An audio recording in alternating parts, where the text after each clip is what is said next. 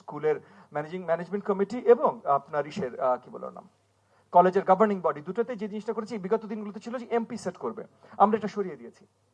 MP set করবে না, locally set হবে। ইতিমধ্যে আমরা করছি, আমরা একটা স্টেপে পুরো বাংলাদেশ পরিশুদ্ধ হয়ে যাবে এটা আমরা নিজেরাও আশা করি না, but the steps are being taken, এটা আপনাদেরকে আশ্বস্ত করছি। 3 নম্বর, আপনারা বলছেন আনট্রেন্ড টিচার্স ক্লাসরুমে যাবে না।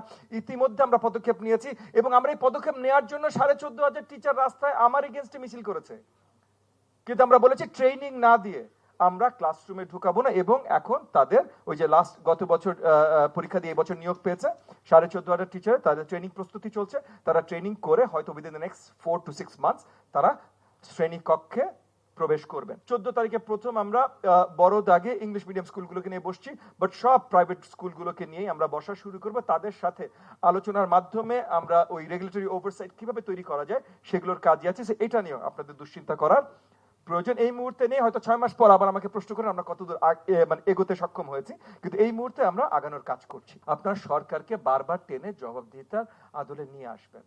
এই যে সরকারি একজন এমপি মহোদয় আছেন, সরকারি একজন মন্ত্রী মহোদয় আছেন, প্রতিমন্ত্রী আপনাদের এখানে আছেন, শিক্ষামন্ত্রী আছেন, আরো আছেন, তাদেরকে ডাকেন, তাদেরকে বারবার করে জিজ্ঞেস করেন, তাদেরকে প্রশ্ন করেন।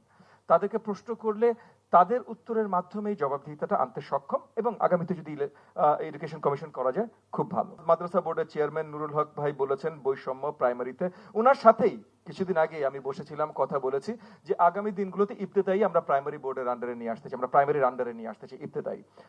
এই মুহূর্তেই নিয়ে আসার প্রক্রিয়াটা শুরু করছি না আমরা, না করার কারণ হলো আমাদেরও গুছানো সাজানোর অনেক কিছু আছে। দেখেন, আমি বারবার করে রিপিট করতে চাই না একটা কথা, কিন্তু গত অনেক বছরে আমাদের এডুকেশন সিস্টেমটা পুরো ভেঙে ভঙ্গুর করে দিয়ে যাওয়া হয়েছে। সো অনেক মেরামতের কাজ আছে। তো এই মেরামতের কাজগুলো হাতে নেবার আগে আরো বড় বড় দায়িত্ব হাতে নেওয়া খুব মুশকিল।